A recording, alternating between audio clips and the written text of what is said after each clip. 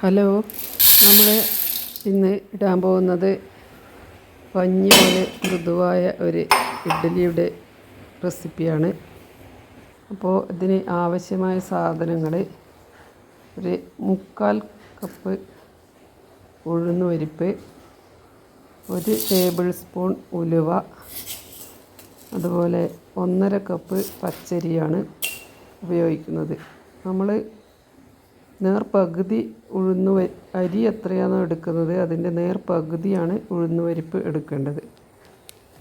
അപ്പോൾ നമുക്ക് ഉഴുന്നും പരിപ്പും ഉലുവയും കൂടി കഴുകി വൃത്തിയാക്കി കുതിർത്ത് വെക്കാം. അതുപോലെ അരിയും 1.5 ഗ്ലാസ് അരിയും എടുത്ത് കഴുകി വൃത്തിയാക്കിയതിന് ശേഷം കുതിർക്കാൻ വെച്ചിട്ടുണ്ട്. കഴുകി വൃത്തിയാക്കിയാൽ പിന്നെ നമുക്ക് ആ നല്ല വെള്ളം ഉപയോഗിച്ച് തന്നെ അരച്ച് എടുക്കാവുന്നതാണ്. അപ്പോൾ ഒരു 6 മണിക്കൂർ കുതിർത്ത് വെച്ചതിന് ശേഷം നമുക്കിത് ഒന്ന് അരച്ചെടുക്കാം. മിക്സിയുടെ ജാറിലിട്ടിട്ട് അരച്ചെടുക്കാം. ഇത് അരച്ചെടുക്കുന്ന സമയത്ത് ഉഴുന്ന് പരിപ്പിൻ്റെ കൂടെ 1/2 കപ്പ് ചോറും കൂടി ചേർക്കണം. പുഴുങ്ങലരിയുടെ ചോറ്. എന്നാൽ മാത്രമേ നല്ല മൃദുവായി ഇഡ്ഡലി ലഭിക്കുകയുള്ളൂ.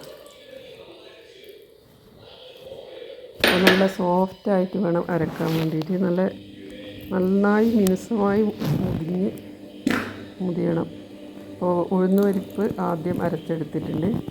അതിനുശേഷം നമുക്ക് അരിയും കൂടി അതുപോലെ നല്ല മിനുസത്തിൽ അരച്ചെടുക്കാം. അതിനുശേഷം ഇത് നന്നായി ഇളക്കി യോജിപ്പിച്ച് വെക്കണം.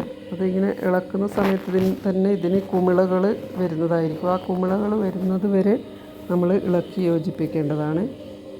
അതിനുശേഷം വൈകുന്നേരം അരച്ച് വെച്ച് ഒരു 8 മണിക്കൂർ നമ്മളിത് റെസ്റ്റ് ചെയ്യാൻ വെക്കുക.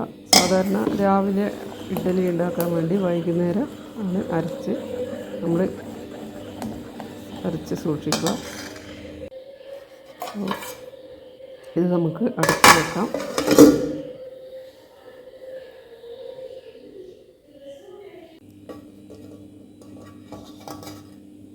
ഇത് രാവിലേക്ക് നന്നായി പൊങ്ങി വന്നിട്ടുണ്ട്. നല്ല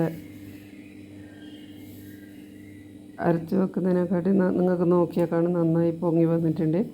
അപ്പോൾ ഇതിലേക്ക് ഇനി ഉപ്പ് ചേർത്ത് കൊടുക്കാം. ആവശ്യത്തിനുള്ള ഉപ്പ് ചേർത്ത് പതുക്കെ ഒന്ന് ഇളക്കി എന്നിട്ട് നമുക്ക് ഇഡ്ഡലി ചുട്ടെടുക്കാം. അപ്പോൾ നിങ്ങൾക്ക് ഈ വീഡിയോ ഇഷ്ടമായാൽ ഒന്ന് സബ്സ്ക്രൈബ് ചെയ്യണം, കമൻറ്റ് ചെയ്യുക, അതുപോലെ ഷെയർ ചെയ്യുക. അപ്പോൾ പാത്രം ചൂടായിട്ടുണ്ട്, നമുക്ക് വെള്ളം ചൂടായിട്ടുണ്ട്. ഇതിലേക്ക് നമുക്ക് ഓരോ കയ്യിൽ ആയി ഇഡ്ഡലി ചുട്ട് എടുക്കാം.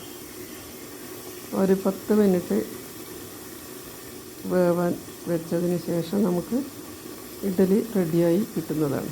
അവിടെ 2 തട്ടാണ് ഉള്ളത് ഈ ഇഡ്ഡലി പാത്രത്തിന്. അപ്പോൾ 2ലും കൂടി 9 ഇഡ്ഡലി ഒരു പ്രാവശ്യം ചുട്ടെടുക്കാൻ കഴിയും. നമുക്ക് ഇത് വേവുന്നത് വരെ നമുക്ക് വെയിറ്റ് ചെയ്യാം.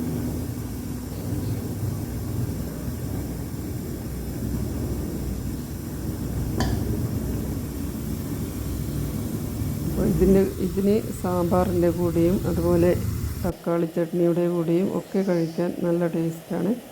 തക്കാളി ചട്നിയുടെ ഒരു വീഡിയോ അടുത്ത് തന്നെ ഞാൻ ഇതിലേക്ക് അപ്ലോഡ് ചെയ്യുന്നതാണ്. അപ്പോൾ നമ്മുടെ ഇഡ്ഡലി വെന്തിട്ടുണ്ട്. നമുക്ക് ഇത് ഓരോന്നായി എടുത്ത് മാറ്റി വെക്കാം. നല്ല സോഫ്റ്റാണ് ഇഡ്ഡലി. അതുപോലെ ഇനി നമുക്കിതൊന്ന് സെർവ് ചെയ്യാൻ വേണ്ടി ഒരു പ്ലേറ്റിലേക്ക് എടുത്ത് വെച്ചിട്ടുണ്ട്. ഇന്ന് ഇതിൻ്റെ കൂടെ തക്കാളി ചട്നിയാണ് തയ്യാറാക്കിയിട്ടുള്ളത്. Thank you for watching.